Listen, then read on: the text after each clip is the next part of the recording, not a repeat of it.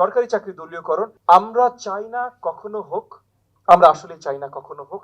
আমাদের প্রচেষ্টা থাকবে সরকারের পক্ষ থেকে যেন না হয়। কাকড়ার জাতি নিয়ে খুব মজার একটা গল্প বলেছেন, গল্পতে আমিও মজা পেয়েছি, কিন্তু না ভাই, বাংলাদেশি বা বাঙালি জাতি বা যেটাই বলেন না কেন ভাই, আমরা কাকড়ার জাতি না। দেখেন, আমি বারবার করে রিপিট করতে চাই না একটা কথা, কিন্তু গত অনেক বছরে আমাদের এডুকেশন সিস্টেমটা পুরো ভেঙে ভঙ্গুর করে দিয়ে যাওয়া হয়েছে।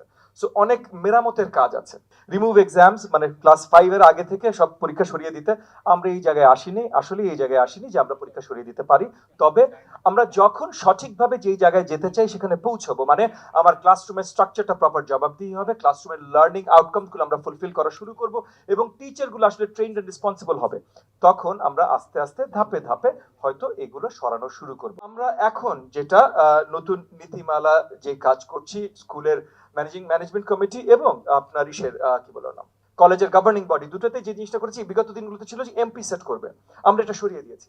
এমপি সেট করবে না, লোকালি সেট হবে। ইতিমধ্যে আমরা করছি, আমরা একটা স্টেপে পুরো বাংলাদেশ পরিশুদ্ধ হয়ে যাবে এটা আমরা নিজেরাও আশা করি না, but the steps are being taken, এটা আপনাদেরকে আশ্বস্ত করছি। 3 নম্বর, আপনারা বলছেন আনট্রেন্ড টিচার ক্লাসরুমে যাবে না।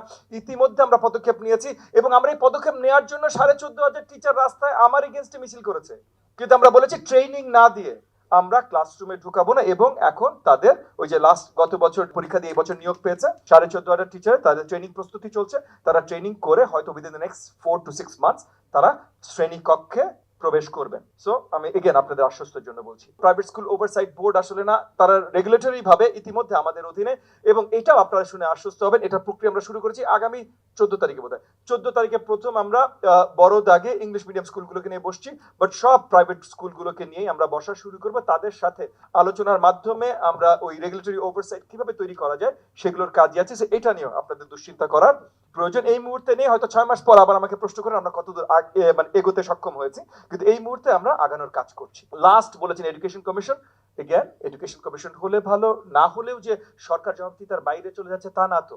আমি আপনাদের প্রতি আহ্বান রাখবো, আপনার সরকারকে বারবার টেনে জবাবদিহিতার আদলে নিয়ে আসবেন। আর আরেকটা জিনিস তার সাথে দ্বিমত পোষণ করছি, সরকারি চাকরি দলীয়করণ। সরকারি চাকরি দলীয়করণ এগেন আমরা চাই না কখনো হোক, আমরা আসলে চাই না কখনো হোক। আমাদের প্রচেষ্টা থাকবে সরকারের পক্ষ থেকে যেন না হয়।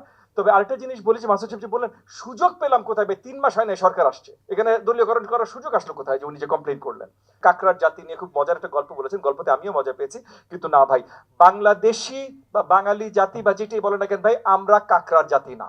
আপনারা যদি কেউ মনে হয়, আপনারা মনে রাখতে পারেন, আমার জাতিকে গালি দিয়েন না ভাই, আমরা কাকড়ার জাতি না। আমাদের রিসোর্স কনস্ট্রেইনটস আছে, আমাদের সিস্টেমিক অনেক ফেইলিয়ার্স আছে, সেই কারণে আমাদের অনেক খারাপ অবস্থা আছে, যেটা থেকে আমাদের বেরিয়ে আসতে হবে। কিন্তু আপনি জাতিগতভাবে যদি আমাদেরকে এভাবে ডিফাইন করা শুরু করেন, তাহলে আমরা আর এখান থেকে বেরিয়ে আসতে পারবো না। জাতিগত এরকম কোনো নেগেটিভ ডেফিনিশন আমাদের নাই। আমি শক্তভাবে দ্বিমত পোষণ করছি ওনার সাথে। এবং একই সাথে উনি একটা কথা বলেছেন, বৈষম্য। মাদ্রাসা বোর্ডের চেয়ারম্যান নুরুল হক ভাই বলেছেন বৈষম্য প্রাইমারিতে। ওনার সাথেই কিছুদিন আগে আমি বসেছিলাম, কথা বলেছি যে আগামী দিনগুলোতে ইবতেদায়ী আমরা প্রাইমারি বোর্ডের আন্ডারে নিয়ে আসতেছি, আমরা প্রাইমারির আন্ডারে নিয়ে আসতেছি ইবতেদায়ী। এই মুহূর্তেই নিয়ে আসার প্রক্রিয়াটা শুরু করছি না আমরা, না করার কারণ হলো আমাদেরও গুছানো সাজানোর অনেক কিছু আছে। দেখেন, আমি বারবার করে রিপিট করতে চাই না একটা কথা, কিন্তু গত অনেক বছরে আমাদের এডুকেশন সিস্টেমটা পুরো ভেঙে ভঙ্গুর করে দিয়ে যাওয়া হয়েছে। সো অনেক মেরামতের কাজ আছে। তো এই মেরামতের কাজগুলো হাতে নেবার আগে আরো বড় বড় দায়িত্ব হাতে নেওয়া খুব মুশকিল। সো আমরা একটা একটা করে মেরামত করতে চেষ্টা করছি। তবে এতখানি আপনাদের অ্যাসিওর করছি, আগামী দিনগুলোতে আন্ডার 10-year-old সব এডুকেশন আমরা আমাদের প্রাথমিক এবং গণশিক্ষা মন্ত্রণালয়ের অধীনে, মানে similar curriculum standard, similar standards অনেক কিছু অধীনে নিয়ে আসার কাজ করছি, এবং ইনশাআল্লাহ আগামীতে হবে। যেটা বললাম, প্রাইভেট স্কুলগুলোকে ইতিমধ্যে আমরা আলোচনা শুরু করে দিয়েছি।